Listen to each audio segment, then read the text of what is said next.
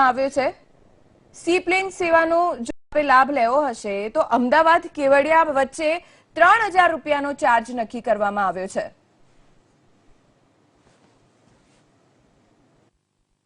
આપણે જોઈએ કે સી પ્લેનના લીધે વોટર લેવલ મેન્ટેન કરવું જરૂરી રહેશે, જેના લીધે વર્ષો જૂના અટકેલા ફ્લોટિંગ રિવર વોટર સ્પોર્ટ્સ રિવરફ્રન્ટમાં એ બધા પ્રોજેક્ટ જે અટકેલા હતા ફ્લોટિંગ રેસ્ટોરન્ટ સાથેના એ બધા પ્રોજેક્ટ્સ પણ હવે શરૂ થઈ જશે।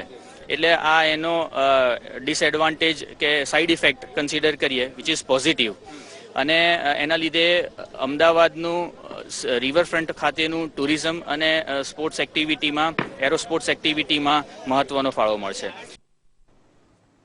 એડવાન્ટેજ એ પણ મળ્યો કે કોઈ પણ એવિએશન ઇન્ડસ્ટ્રીમાં સૌથી મોટો ખર્ચ જે છે એ એરપોર્ટ બનાવવું અને એરપોર્ટને મેન્ટેન કરવું હોય છે, જ્યારે સી પ્લેન માટે જે છે એવી કોઈ જાળવણી ખર્ચ અને કોઈ કેપેક્સ લાગતું નથી।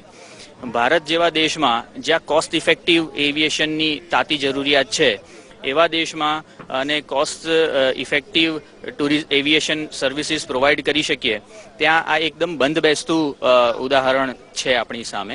ફક્ત 1500 રૂપિયામાં 200 કિલોમીટરની મુસાફરી મળે એ પેસેન્જર્સ માટે એક આહલાદક અને એ કહેવાય ને કે એક સ્પેશિयल फीलिंग। बहुत खुश है कि कई वर्षों से इस सी प्लेन सर्विस की चर्चा थी और आज स्पाइस जेट ने इस सर्विस का शुभारंभ किया है।